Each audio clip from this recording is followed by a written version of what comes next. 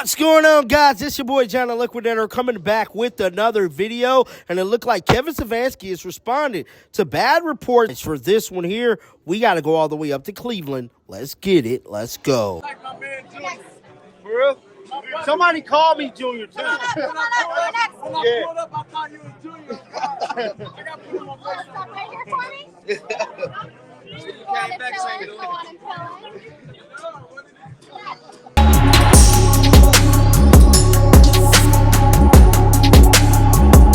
Well, it's no secret that Kevin Stefanski has found himself another week, even after getting a win, back into some drama.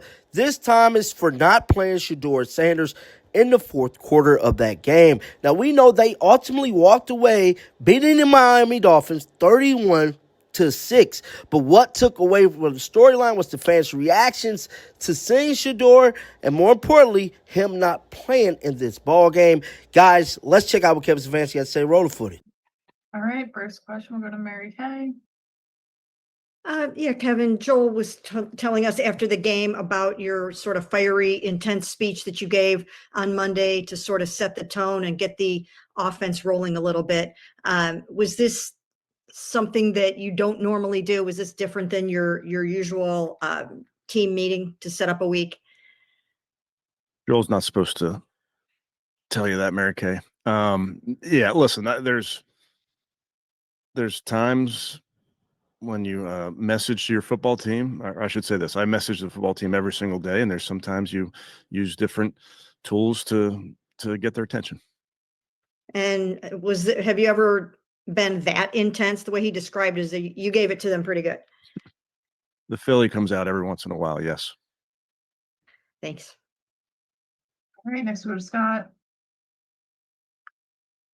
Hey, Kevin, did that feel like one of the better games that Grant has played? And just how does his versatility help you? He was awesome. I mean, there's a lot of superlatives on the defense, Scott, but man, Grant was flying around that whole safety position. But again, I could go up and down the roster, but yeah, Grant playing at a really high level, a leader for us, just great on and off the field. But man, he's playing physical. And why did you give a game ball to Jim? And don't you have a dress code for accepting? We do now. We do have a dress code now. That was the entire defense got a game ball. But I just wanted to point out Jim. I thought it was a really, really smart plan and is obviously very well executed. Thanks. All right, next we'll go to Jeff. Hey, Kevin, I know you say you never look back, but how much easier is it to prepare for a game when you're coming off one like that? Excuse me. Yeah, I think it's just so important in this game of football that you have that same mentality every single week. And that's something we talk about with our football team. You know, you don't take last week with you, win, lose, or draw. So, obviously you celebrate those wins, but 24-hour rule is going to kick in here pretty soon, and you got to move on. And then to follow, what made the running game work as well as it did yesterday? Yeah, I think there's still things we can definitely be better in the run game that we're going to make sure we clean up. But I think as you saw, when it's blocked well, we have runners, plural, and obviously Quinshawn yesterday. But we got guys that can run away from defenders, can break tackles, those type of things. So really pleased to see those guys, be on point with everything in the run game. Thank you. All right, next we'll go to Tony. That was fast. Kevin, do you believe when it comes to the running game that rushing attempts are sometimes more important than average yards per rush? Just having the attempts serves a purpose? Well, there's the old adage of rush attempts, plus completions. I think the bigger challenge, Tony, to get those rush attempts is oftentimes when you have a lead, when you can get that lead and play to that lead. I think those rush attempts certainly factor in. Okay, thank you. All right, next we'll go to Spencer.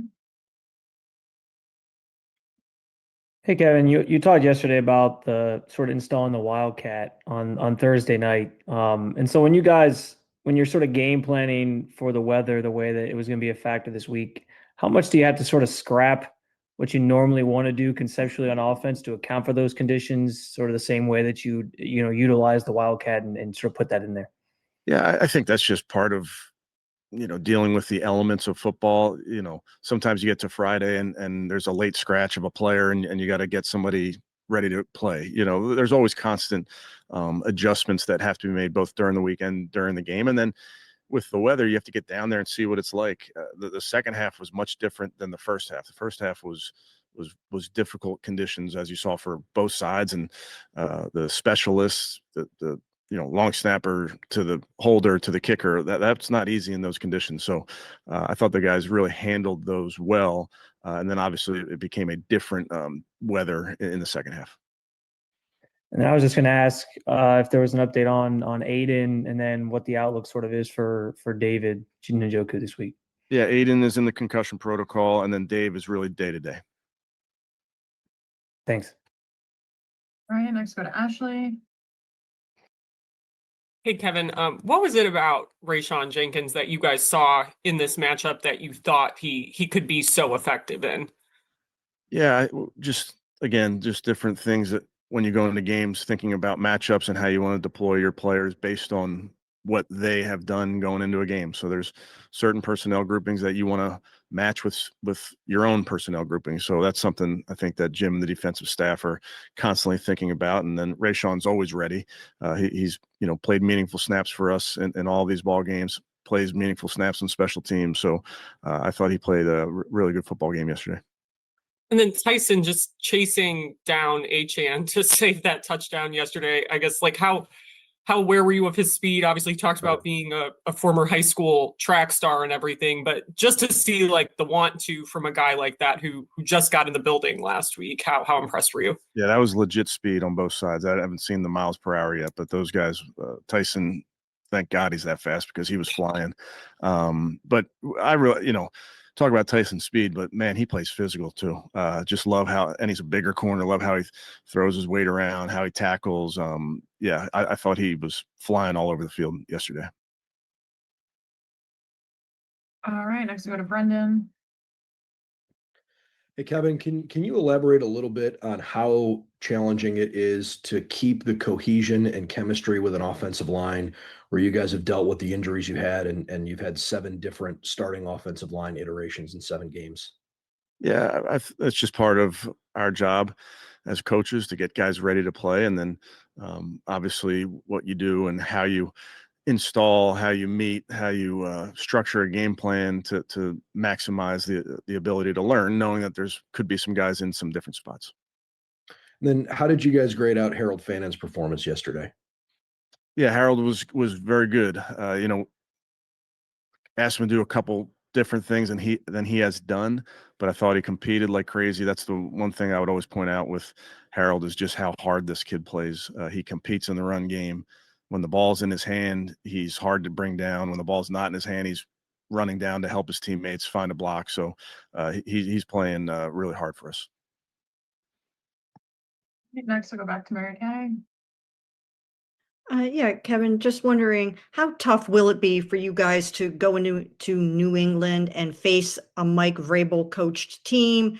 Obviously, he knows you guys very well, and I know the respect that you have for him. So what might this be like? Yeah, it's going to be a great challenge. Coach Vrabes is, somebody that I admire in this profession, how he goes about his business. He was very impactful for us while he was here, while we borrowed him for a bit. But they're playing really good football, and they're talented on all 3 sides of the ball. They're well coached, so it's going to be a great challenge for our football team. Thank you. All right, we'll go to Scott.